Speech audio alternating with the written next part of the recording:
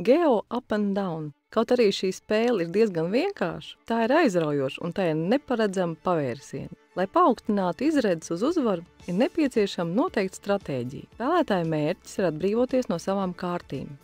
Katram spēlētājam tiek iedalīts 6 kārtas, un vēl viena kārta tiek nolikta atklātā veidā blakus kāršu kavai. Spēles gājienu uzsāk spēlētājs, kuram ir kārts ar vislielāko vērtību. Spēlētājs var atbrīvoties no kārtas, ja viņa kārts ir vienādā vērtībā ar atklāto kārtu, tā ir par vienu pakāpi lielāka vai arī mazāka par atklāto kārtu, vai arī, ja viņiem ir sabiedrotās valsts kārtas.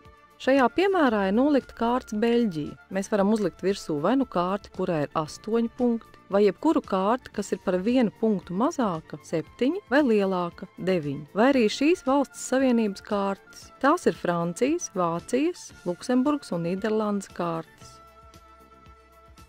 Pēc tam gājiens pāriet pie nākamā spēlētāja pulksteņa rādītāja kustības virzienā, un viņš skatās uz kārti, kuru licis iepriekšējais spēlētājs. Ja viņam ir kāda no šādām kārtīm, to var likt virsū atklātai kārtī, un pēc tam gājiens pāriet pie nākamā spēlētāja.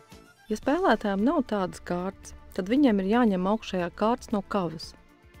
Ja arī to nevar nolikt atklātai kārtī virsū, tad spēlētājam ir jāatmet obligāti nost kādu no savām kārtīm aizklātā veidā.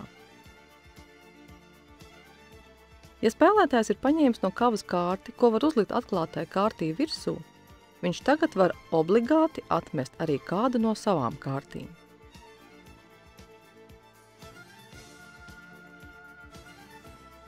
Pēc tam gājiens pāriet pie nākamā spēlētāja pulksteņa rādītāja kustības virzienā. Pirmais spēlētājs, kas ir atbrīvojies no visām savām kārtīm, ieņem pirmo vietu, otrais otro un tā tālāk līdz pēdējam spēlētājam. Visas speciālās kārtas ir universālas.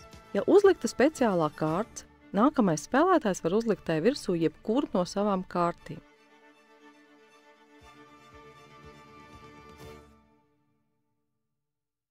Ja spēlē piedalās vairāk par 6 spēlētājiem, ieteicams katram iedalīt 5 kārtas. Ja augšējā kārts ir ASV kārts ar 21 potenciālu, tai virsū drīkst likt kārtu, kuras vērtība ir 1.